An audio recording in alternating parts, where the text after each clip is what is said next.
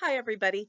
I'm going to be doing the guidelines in a non-live format. I will do a quick live to alert you that one is posted up, either I or one of the staff or leadership team, so that you'll know to look for it. But for ease of use and so that I can get all of these guidelines out to you, I'm going to be doing them when I can. And sometimes the lighting will be funky because I'll be doing it during nighttime hours.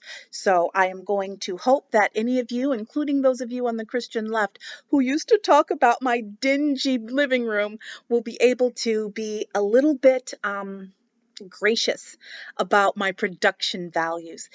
Hopefully, the production values of these videos are the least important things. So I'm just going to ask for your graciousness on that.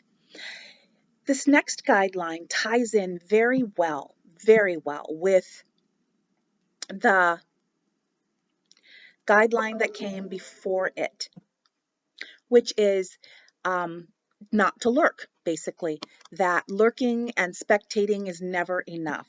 That's very, very true. But what's also true is that when you decide that you are going to come out of your shell, when you decide that you are going to stop lurking and spectating and actually get into the fray, that it's important to remember what that actually means. It means that it is not enough to simply engage with me, Lace, or with my admin team, or even with just our leadership team. By now, those of you who have been around more than 2 weeks kind of know who those two cohorts are.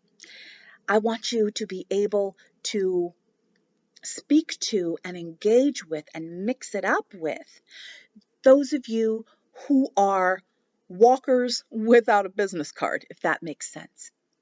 Let me tell you, without that element of your being in active community with each other, we stop being a community at all. We stop being a community, and I really want you to really think about that.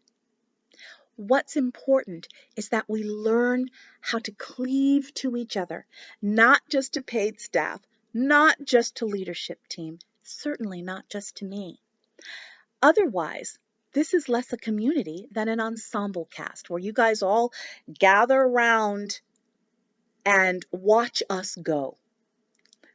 Let me tell you, as amazed as I am by the team that I have been fortunate enough to have walking with me in enhanced ways, I have gotten so much from them. Every single time Laura posts up, I'm all ears. Every single time Leonie says something, I'm all ears. Every single time Claire does an amazing commentary on something that I wrote or gives a response, I'm all ears, and I want her to know that. That is why commenting and responding to other commentors, not just staff, leadership team, and me, are so important.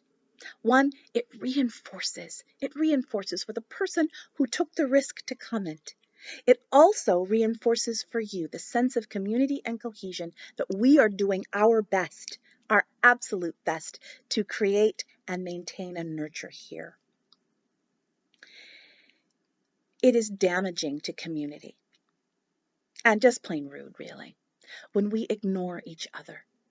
When we pretend that basically we are the only one here, and maybe I'll talk to Lace, but everybody else. This is not a lecture hall where you're only allowed to talk to the professor, where you're only allowed to speak with the TAs. Absolutely not. Absolutely not. As much as possible, within the limitations of an online format, we like to really have the feel of our being in my living room or in my front porch even. It's important to stay and feel connected. Engagement with others is the best way to create that. And like I was saying earlier, even though I am always so impressed with whatever my staff and leadership team says, I have gotten so much out of my own personal praxis from regular workaday community members. It has been amazing. The insights that you've had that have encouraged and even exhorted me to go deeper and farther. Oh my goodness, I never thought of that. And so as I've been going through all of the old pen posts, all of the website posts, I have been struck with the wisdom and the vulnerability and just the heart of this community. If you feel once removed from community, lovingly, lovingly said, that's on you.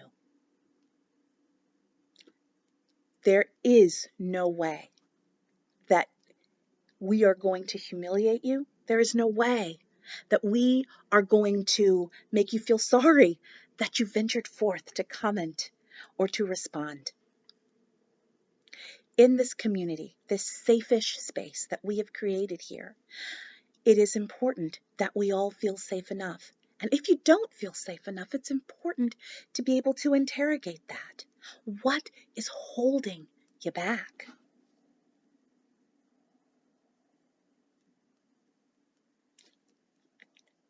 I am pretty sure that it's not just the people who you see on the boards the most. These are the people who have inculcated and internalized our ethos of kind candor the most. And we need to remember, and I think I said it in the last video, and I'll say it again here. Being activated or triggered is not the same as being harmed. And one of the things as we look into our internal work, as I look into my internal work, both in the space of Lace on Race and other online spaces, as well as in my outside life, one of the things that I need to remember is that just because I am feeling a clench or I am going, oh, that may not be activation or triggering so much as conviction. And here in our society that we live in, here in Western society, the Americas, Canada, and the UK, as well as in Europe and all over the world, really, we have been taught in the last 20 years especially to not ever want to be what we call now triggered or activated. Sometimes those words are misused, which means we always want to stay in a state of stasis. Listen, I don't have a problem with you going to a choice point or a pain point.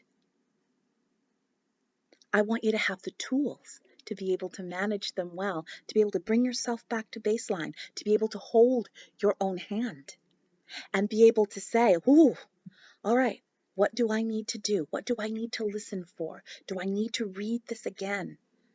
Do I need to either back out and depersonalize, or do I need to lean in and personalize? Because both of those things are going to be helpful to you. If there is a person that triggers you or activates you the most, and I have some here on the boards that trigger or activate me, and usually what works for me really well is this idea of, what am I seeing in them that is also in me? If I am being activated by arrogance, then I need to look at my own arrogance and hubris. If I am going, oh my gosh, just say it already, I need to look at my own hesitancy and resistance. If I see ambivalence, I need to look at my own ambivalence. So it is worth it to look at the material and see where you are triggered with a spirit of curiosity, not a spirit of fear. And to decide before you decide anything else, that you are going to say yes, that you are not looking for reasons to dissociate or to detach, but looking for reasons to lean in and to participate. And the way we do that best is with each other. There is nothing better than an encouraging word, even a 2-sentence, I really appreciate what you said, Mila. This is really important to me. I was just thinking that same thing, Julie. Thank you for bringing it out. And then you sit and you think, and it's like, what do I have to offer the conversation? And I can tell you right now that you will always have something to add to the conversation. This conversation is as rich and as deep and as thick like a stew and as thick as we all collectively make it. I can bring you the ingredients. I can season the pot.